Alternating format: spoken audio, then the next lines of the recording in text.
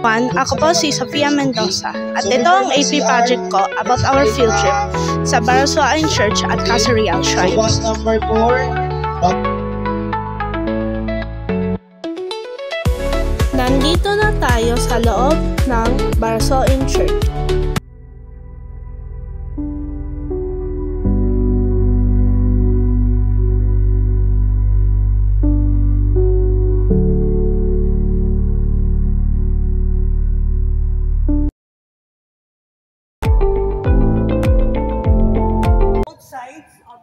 Are what we call buttresses.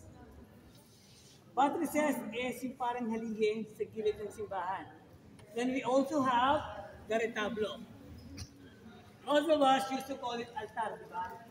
But in reality, it's called a retablo. And on top of the retablo is where you will find the patron saint of the church. Then, of course, sa retablo then, you will find the most sacred part of the church. Do you have an idea? Yung sagradong bahagi ng simbahan, the most sacred part of the church. Ayun po yan, ma'am, yung tinatawag natin nave.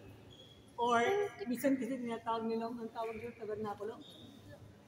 There, inside the nave, nandun nakalagay, naka-store yung wine and the bread that represent the Last Supper before Jesus Christ was handed to Pontius Pilate.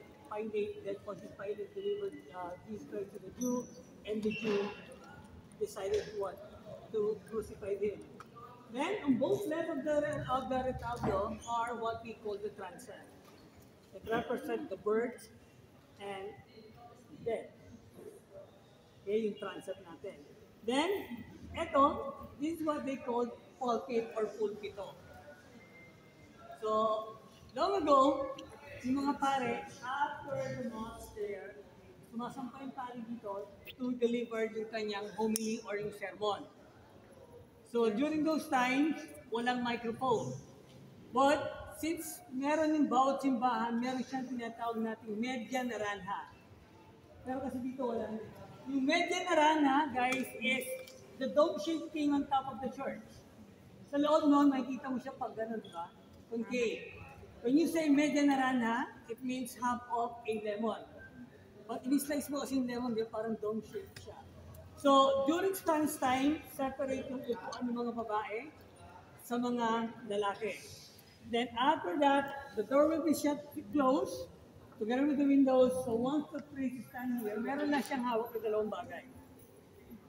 So, do you have an idea what are the things na hawak ng pare before, habang nag-deliver siya ng kanyang sermon? So there are two things. One is Bible, then the other one are stones or bato. So what is the purpose of the bato?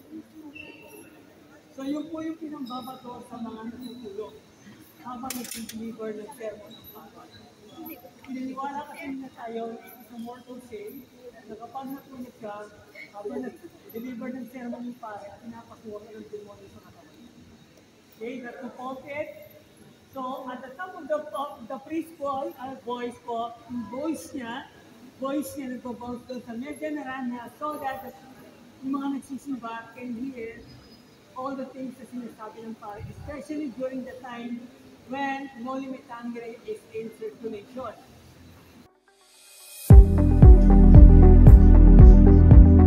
Papunta na tayo sa museum.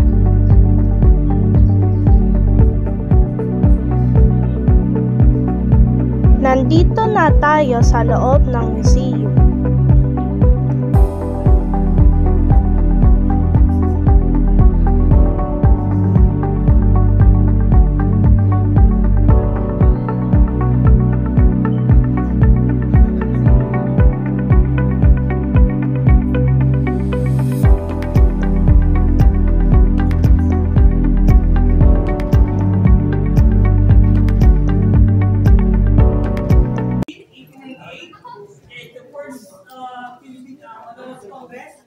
Again, before we had the Republic of the Philippines, we had three revolutionary republics. Republika ng Camarong Bisile, where Tenuto Villanueva is the president.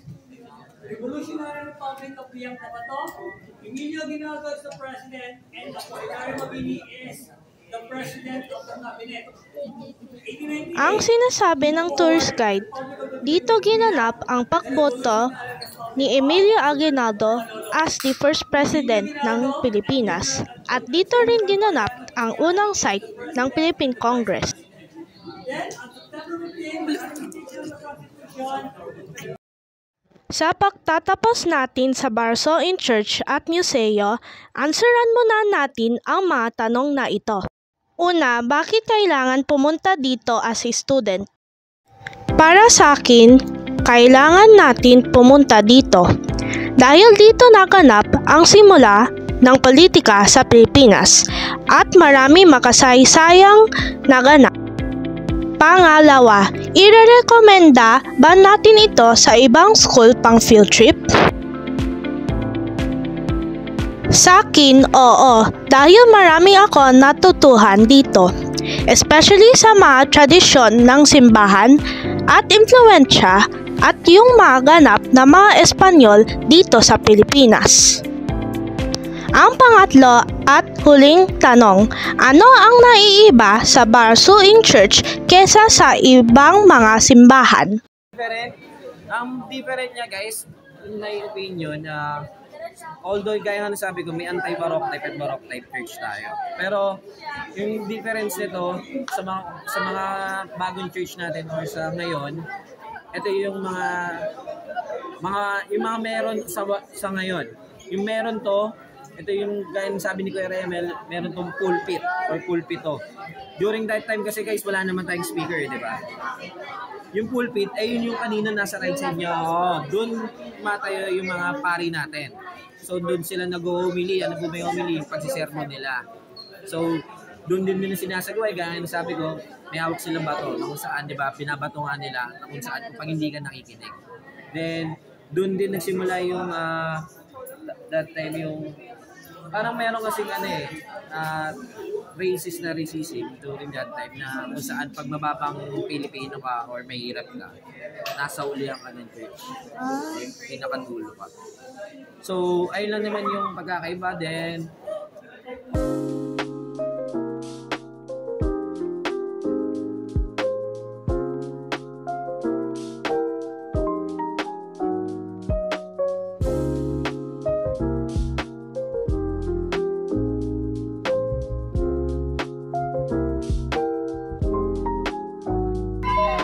Hello everyone! Nandito na tayo sa second destination natin na Casa Real Shrine.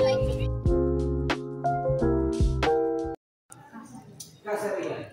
Yung Casa Real guys, actually, ginawa siya nung, etong Casa Real 1580, gawa rin siya sa Nipahan and bamboo tree.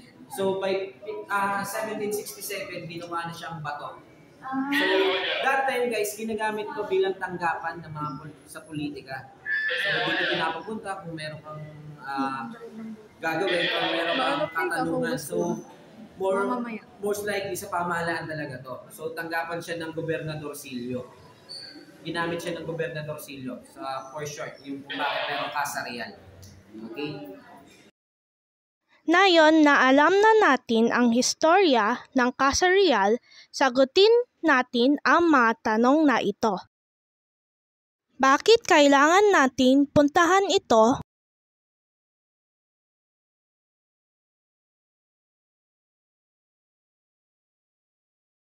At irerekomenda ba natin ito sa ibang school pang field trip? Okay, sige.